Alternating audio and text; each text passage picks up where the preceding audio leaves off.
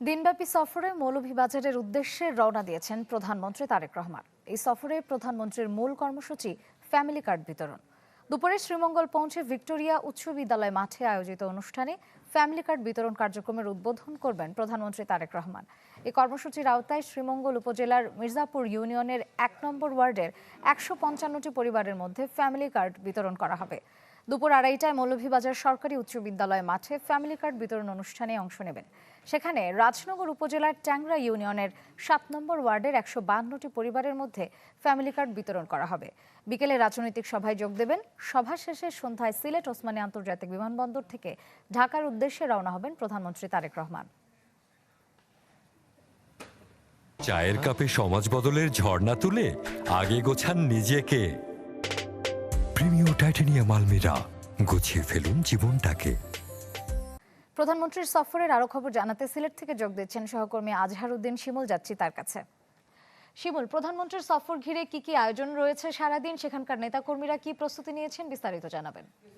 মার্জিয়া, দেখুন, প্রধানমন্ত্রী তারেক রহমান আর কিছুক্ষণের মধ্যেই সিলেট ওসমানী আন্তর্জাতিক যে বিমানবন্দর সেখানে তার বহরটি অবতরণ করবে বলে আমাদেরকে বিমানবন্দর কর্তৃপক্ষ জানিয়েছে। এবং আপনাকে জানিয়ে রাখি, আজকে দুর্যোগপূর্ণ আবহাওয়া। এর আগেও যখন প্রধানমন্ত্রী তারেক রহমান গত ২ মে সিলেট সফরে আসেন তখনও কিন্তু দুর্যোগপূর্ব আবহাওয়া ছিল। এবং তার প্রস্তুতি নিয়ে, তার আগমনের প্রস্তুতি নিয়ে সব রকম প্রস্তুতি ইতিমধ্যে সম্পন্ন করেছে সিলেট এবং মৌলভীবাজারের যারা কর্তৃপক্ষ রয়েছে। এবং আপনি জানেন যে সিলেট হয়ে তিনি সড়ক পথে নির্বাচনের সময় তিনি যে লাল সবুজ বাসটি ব্যবহার করেছেন, সেই বাসেই তিনি সড়ক পথে প্রথমে শ্রীমঙ্গল যাবেন। শ্রীমঙ্গলে সেখানে ফ্যামিলি কার্ড বিতরণের পর তিনি মৌলভীবাজার যাওয়ার কথা রয়েছে, সেখানেও তিনি ফ্যামিলি কার্ড বিতরণ করবেন।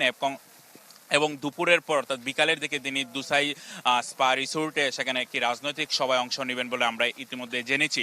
এবং আপনাকে জানিয়ে রাখি, সিলেট হয়ে যেহেতু তিনি যাচ্ছেন, ইতিমধ্যেই সিলেটের যারা বিএনপির নেতৃবৃন্দ রয়েছেন তারা 4টি পয়েন্টে তারেক রহমানের যে বহর রয়েছে সেই বহরকে স্বাগত জানানোর জন্য তারা ইতিমধ্যে প্রস্তুতি নিয়েছেন। একই সাথে আইনশৃঙ্খলা বাহিনীর তৎপরতা আমরা সকাল থেকে দেখেছি।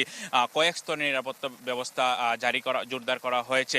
এবং আমাদেরকে সিলেট জেলা মেট্রোপলিটন পুলিশ এবং জেলা পুলিশ আমাদেরকে জানিয়েছে তারা সাদা পোশাকের পাশাপাশি সব রকম আসলে নিরাপত্তা ব্যবস্থা তারা জোরদার করেছেন।